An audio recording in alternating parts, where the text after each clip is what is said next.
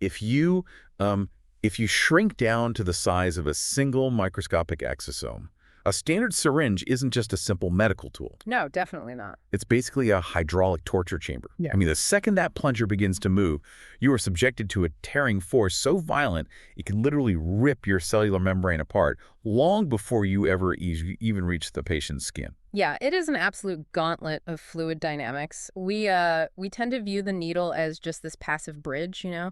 just a tube between a vial of therapeutics and the patient. Right. But surviving that journey depends entirely on the specific microscopic geometry of the metal tube you are being forced through. Welcome to the deep dive. Whether you're, prepping for a highly technical clinical application or catching up on the latest best practices in regenerative medicine, or, well, maybe you're just intensely curious about the hidden physics of what happens inside a syringe. Which is fascinating on its own. It really is. And we've got an amazing journey for you today. We're looking at a highly specific but absolutely critical question today, and it has massive implications for how we deliver delicate therapeutics. Exactly. So the mission today is this. Between a 30-gauge needle, a 32-gauge needle, or a micro-cannula, which one actually minimizes the mechanical exosomal membrane shear stress during administration. That's the million-dollar question. Right. And to figure this out, we are pulling from a remarkably diverse stack of sources. We've got fluid dynamic studies specifically on syringe needles, deep research on exosome encapsulation, ultrafiltration. Don't forget the manufacturing guides for aesthetic cannulas. Oh yeah, and even computational flow dynamic mapping microscopic channels. It's a lot. It's a perfect synthesis of applied physics, advanced manufacturing, and cellular biology. Because getting this right is the difference between delivering a powerful regenerative treatment or just injecting fragmented cellular debris. Okay, let's unpack this, because before we even put the 30-gauge and 32-gauge head-to-head, we need to understand the enemy here. Like, what exactly is threatening these exosomes when they get pushed out of a syringe barrel? Right. So to understand the threat, we have to talk about two distinct types of mechanical stress. The first is shear stress. Okay. And to grasp it, you have to realize that fluid doesn't flow through a tube all at the exact same speed. Wait, it doesn't? No, not at all. The fluid right against the internal metal wall of the needle is practically stationary because of friction. But the fluid in the dead center of the needle is moving the fastest. Oh, okay, so it's like traffic on a highway. Like, Yeah. the leftmost lane is zooming at top speed, the right lane against the shoulder is basically crawling. Exactly. And if your car, or in this case, our exosome, is somehow straddling both lanes, you're going to get spun around and torn apart. That is a highly accurate way to visualize it, actually. That relative difference in velocity between adjacent fluid layers creates a tearing force on whatever is suspended in the liquid. That sounds brutal. It is, and scientists measure the intensity of this tearing force in a unit called inverse seconds. Okay, I noticed that term all over the sources, but I got to be honest. Inverse seconds sounds incredibly abstract to me. How does a measure of time explain a physical tearing force? I know, it's a bit unintuitive, but Yeah. to visualize an inverse second, you have to look at the relationship between velocity and distance. Okay, I'm with you. Shear rate is calculated by taking the difference in speed between two microscopic layers of fluid and then dividing it by the tiny physical distance between those layers. Oh, I see. So if one layer of fluid is moving incredibly fast and the layer right next to it is stationary against the wall, you have a massive difference in speed over a really tiny gap.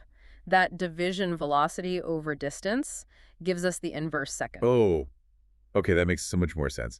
It's essentially a mathematical measurement of tearing intensity. Just like, The higher the inverse seconds, the more violently the highway lanes are sliding past one another. yeah. But the sources point out a second force that seems to be completely ignored by most people, and it actually sounds much more destructive. You're talking about extensional stress. Yes, extensional stress. Yeah, that one is terrifying at a cellular level.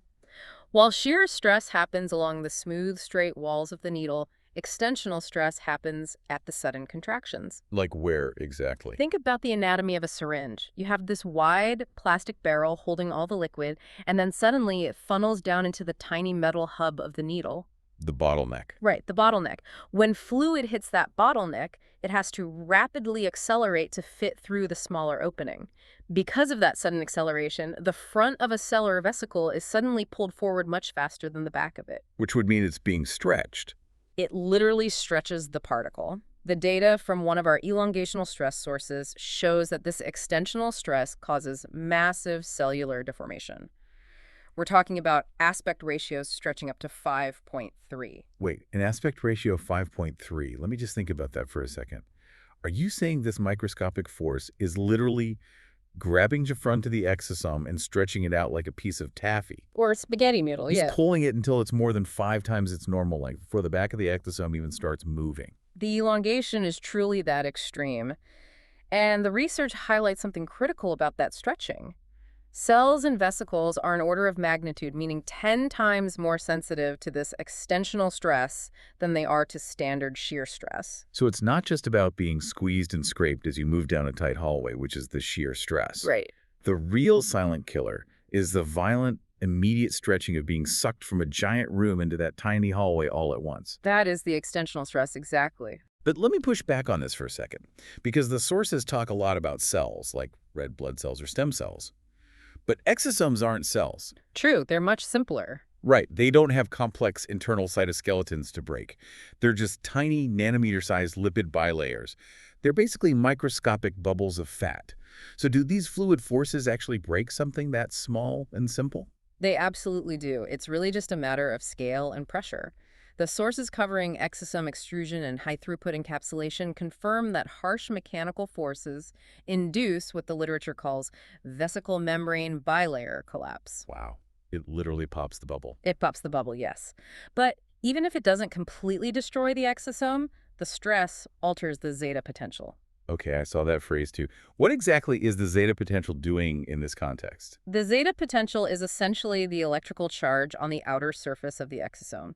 Normally, these exosomes have a specific charge that makes them repel each other. Kind of like magnets pushing away from each other? Exactly like that. And that keeps them perfectly suspended and distributed in the fluid.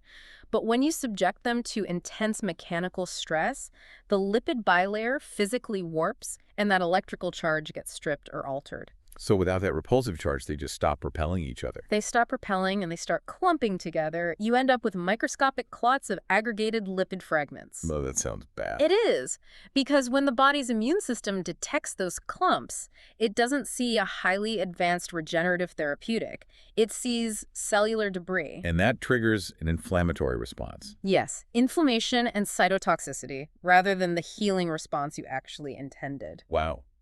Okay, so the hallway is dangerous, and the doorway into the hallway is deadly. Which brings us to the actual size of the hallway itself. Let's get into the showdown. 30-gauge versus 32-gauge needles. All right, to tackle this, we need to look at the math of the lumen, which is the hollow internal space of the needle. The actual pipe part. Exactly. There's a fundamental fluid dynamics equation for calculating the shear rate in a cylindrical tube. The shear rate, which is represented by the Greek letter gamma, equals 4 times Q, divided by pi times r cubed. Okay, let's break that down. Q is our volumetric flow rate, meaning how fast the clinician is actively pushing the plunger to move the liquid. Right. And R is the internal radius of the needle. And when you look at that equation, the most important variable is that little cubed symbol next to the radius. The R cubed. Yeah. Because the radius is cubed and because it sits in the denominator of the fraction, any change you make to the radius has a massive nonlinear impact on the total stress. Right, it's not a one-to-one relationship. If you shrink the radius just a tiny bit to make the needle smaller, So shear stress doesn't just go up a tiny bit. it explodes exponentially. So if you're listening to this and you usually just reach for the 32-gauge needle because it's smaller and causes less surface bruising for the patient, you really have to picture what's happening inside that needle. You're exponentially increasing the tearing force on your extremely expensive therapeutics. And the ultrafiltration data gives us the exact numbers for that tearing force, right? It does. The studies found that shear rates between 4,000 and 12,000 inverse seconds are generally safe. Okay, so that's the safe zone. In that range, the exosome maintains its structural integrity. But once you cross a threshold of about 40,000 inverse seconds, you begin to severely compromise the membrane. So 40,000 inverse seconds is the absolute danger zone. How do our two needle gauges stack up against that number? Well, when you transition from a 30 gauge down to a 32 gauge needle, the external diameter drops. But more importantly for our equation, the internal radius r gets significantly smaller. Right. And because of that r-cubed mathematical rule, pushing the exact same amount of fluid at the exact same speed through a 32-gauge needle pushes the shear rate dangerously close to or straight past that 40,000 disruption threshold. Because to get the same volume of liquid out of a smaller hole in the same amount of time, the fluid just has to move exponentially faster. Exactly. And that massive speed differential between the wall and the center creates the friction that tears the exosomes apart. Mathematically speaking, the 32 gauge is a tremendously harsh environment for a delicate lipid bilayer. Okay, so mathematically, if we're just looking at the gauge size, the 30 gauge is the undisputed winner over the 32 gauge for keeping these exosomes intact. Without a doubt. But here's where it gets really interesting to me. Gauge just measures the outside of the metal. What if we change the architecture of the inside? Let's talk about micro-cannulas versus traditional sharp needles. Okay, so a traditional hypodermic needle is essentially a metal pipe that has been sliced at a sharp angle to create a piercing point. Right, the classic needle. But a micro-cannula, specifically the type used in aesthetic procedures, is engineered completely differently. It features a blunt, dome-shaped tip, and the fluid actually exits through a small port on the side of the tube just below the tip. Right, they're incredibly popular in aesthetics because that blunt tip pushes delicate blood vessels aside instead of slicing right through them. Which drastically reduces patient bruising. But we aren't talking about bruising today. We're talking about fluid dynamics. Why does a cannula matter for exosome survival if the external gauge is the same? It all comes down to how high-quality micro-cannulas are manufactured.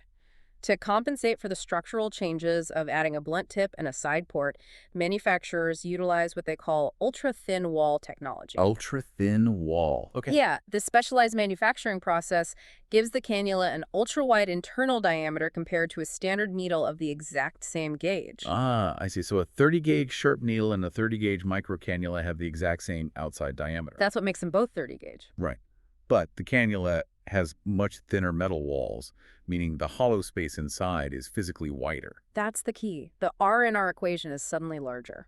And because of the r-cubed law we just discussed, that slight increase in internal radius drastically reduces the required extrusion force. And it exponentially lowers the shear stress on the exosomes flowing through it. That is a massive design advantage. Yeah. But wait, I have a big question about that side port. Oh, I think I know where you're going with this. Yeah, if the fluid is rushing down the barrel of the cannula and the tip is completely blocked by that blunt dome, the fluid has to suddenly whip around a 90-degree corner to exit out the side port. Right. Doesn't forcing the fluid to make a hard, sharp turn cause its own extreme stress? Aren't we just trading the sheer stress of the lumen for a massive collision at the exit? It's a brilliant question, and honestly, you'd think it acts like a car hitting a barricade, but fluids don't behave like solid objects. They don't. No. The computational fluid dynamics sources address this exact scenario. Specifically, studies looking at negative pressure irrigation dynamics in side port needles mapped the exact velocity of the fluid at that exit. And what did they find? What they found is that the fluid naturally creates a stagnation point. It's a little pocket of stationary fluid right at the block tip that acts almost like a ramp or cushion. Wait, so the fluid creates a cushion for itself out of its own stationary particles? Yes.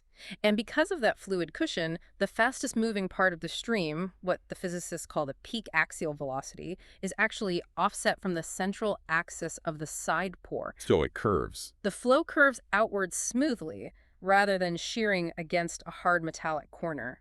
There is certainly complex flow and turbulence at that port, but the computational mapping proves it's less destructive than the intense, sustained squeezing force of a much narrower, traditional sharp needle. That is fascinating. The fluid literally protects itself. It does. However, the manufacturing sources raise a major caveat, specifically those detailing a process called pulsed electrochemical machining, or PCM. Okay, what's the caveat? It has to do with how that side port is created in the first place. When you drill a hole into a metal tube using traditional mechanical machining, the drill bit leaves behind microscopic metal burrs. Like little jagged pieces. Tiny jagged edges clinging to the inside of the lumen. If your cannula has those burrs, they act like microscopic razor blades. Yeah, the fluid dynamics immediately become chaotic. The extensional stress at the port spikes and any passing exosomes will be fragmented by the jagged metal. So you can't just buy any cheap cannula. You need a high-quality micro-cannula manufactured with a perfectly smooth, electrochemically polished lumen to actually get the benefit of that wider internal radius. That is the crucial takeaway. If the internal lumen is perfectly smooth and burr-free, the wide-diameter microcannula is the vastly superior transport vehicle. Okay, so the 30-gauge cannula solves the geometry problem. We have our perfectly engineered, frictionless lumen. But I'm realizing there's a massive blind spot here. Which is... Well, you can engineer the perfect piece of hardware, but it's still ultimately attached to a human hand. Huh. Like, if we connect this to the bigger picture, if a clinician is rushing because they have a waiting room full of patients, doesn't a heavy thumb on the plunger just override all this careful math? It absolutely does. The human holding the syringe is the final and perhaps most volatile variable in the entire physics equation. We have to look closely at the operator's technique. Let's talk about that human element. How exactly does technique ruin the physics? It introduces the concept of cumulative shear exposure. Up until now, we've talked about the intensity of the stress. But stress isn't just about intensity. It's also about time. Like how long they're exposed to it? Exactly. How long are the exosomes subjected to that tearing force? The physical length of the needle creates resistance. A longer 30-gauge cannula means the fluid has to travel a much greater distance while under pressure. Right. It's like the difference between quickly brushing your hand against a piece of rough sandpaper once versus pressing down and dragging your hand across that same sandpaper for 3 feet. That's a great analogy. The friction intensity is exactly the same, but the cumulative time exposure is what ultimately tears the skin. That perfectly captures the mechanism. The longer the exosome is exposed to the shear stress, the higher the rate of membrane degradation. Therefore, from a purely physical standpoint, the clinician should always select the absolutely shortest possible cannula length that is suitable for reaching the target tissue depth. So cut down the time on the sandpaper. Right. And what about the actual pushing of the plunger? That brings us back to Q in our equation, the volumetric flow rate. The clinician has total 100% control over Q based entirely on how hard they press the plunger, And pushing harder increases Q. which sits in the numerator of our equation. So a higher Q means proportionally higher shear stress instantly. Instantly. And the clinical data from our sources on stem cell viability during injection proves this out. Stem cells are incredibly sensitive to mechanical stress, but researchers found that they can actually attain extremely high viability even when pushed through small gauges, like 27 to 30 gauge, but only if the injection rate is kept exceptionally slow. How slow are we talking? The optimal rate is less than 4 milliliters per minute. 4 milliliters per minute. That is agonizingly slow if you're the one standing there holding the syringe. Yeah. That requires intense patience and a really steady hand. It requires immense patience. But it's the non-negotiable physical requirement for keeping delicate biological structures intact. You simply have to minimize the fluid acceleration to keep the inverse seconds below the destruction threshold. So what does this all mean for you, the listener? Let's bring all of this complex physics together into a concrete protocol. Good idea. If your goal is to deliver exosomes with the maximum number of intact, healthy lipid bilayers, the science points to a very specific method. First, ditch the 32-gauge needle. The internal radius is just too small, and that R-cubed law turns it into a high-speed blender for your vesicles. Right. Instead, you want a 30-gauge micro-cannula, specifically because that ultra-thin wall design gives you an ultra-wide internal diameter. Second, the cannula needs to be as physically short as anatomically possible for your procedure to limit the cumulative time the exosomes spend dragging across the sandpaper of shear stress. Spot on. And finally, you have to push that plunger with a very slow, highly controlled flow rate. Short length, wide lumen, slow push. That is the optimal mechanical solution to the fluid dynamics problem. We mitigate the violent extensional stress at the hub bottleneck by moving the fluid slowly, and we vastly reduce the shear stress inside the lumen by maximizing the internal radius. It's genuinely amazing how much complex, violent physics is happening invisibly in the 2 seconds it takes to push a plunger. It really is. But before we wrap up today's deep dive, there was something buried in the source material that completely flipped my entire perspective on this. Oh, which part caught your attention? Well, we've spent this entire deep dive talking about how to avoid shear stress. We've been treating it like the ultimate enemy of the exosome. Sure. But what if we stopped running from the stress and actually started weaponizing it? Ah, You're referring to the high-throughput drug encapsulation research. Yes, the sources reveal that some researchers at the bleeding edge of this field are doing the exact opposite of everything we just discussed. They are intentionally subjecting exosomes to extreme dynamic, high pressure, and massive shear stress. And they're doing it because if you control that violence perfectly, you don't actually destroy the exosome permanently. No, you create what they call transient pores in the membrane. Microscopic, temporary holes. Exactly. And the mechanism of how this works is mind-blowing. A lipid bilayer is basically two layers of fat molecules held together by their mutual fear of water. Hydrophobic tails. Right, their tails are hydrophobic, so they naturally clump together to hide from the surrounding fluid. When researchers apply this extreme dynamic pressure, they are mechanically forcing those fat molecules apart just enough to let fluid inside. While those microscopic holes are forced open, they flood the surrounding fluid with therapeutic drugs. Yes, the drugs slip inside the exosome. Then the pressure normalizes. And because those fat molecules still intensely hate water, they desperately snap back together to hide their tails again. The membrane literally self-heals, trapping the drug inside. It's an incredibly elegant manipulation of physical chemistry. By weaponizing the shear force, they are achieving a massive 45% drug encapsulation efficiency. Which makes me wonder, could the damaging forces of a narrow 32-gauge needle one day be used intentionally? Like, could engineers design a specialized syringe that actively uses extreme shear stress to force transient pores open, load the exosomes with a specific drug, and let them self-heal right at the exact millisecond they're injected into the patient's body? That is a profound paradigm shift. I mean, instead of viewing the needle merely as a transport tube, the syringe itself becomes an active, microscopic manufacturing device right at the point of care. Mind-blowing. And if we look even further ahead, another source suggests we might soon bypass the fluid dynamics of a metal lumen entirely. Oh, you're talking about the pneumatic jet injectors. Precisely.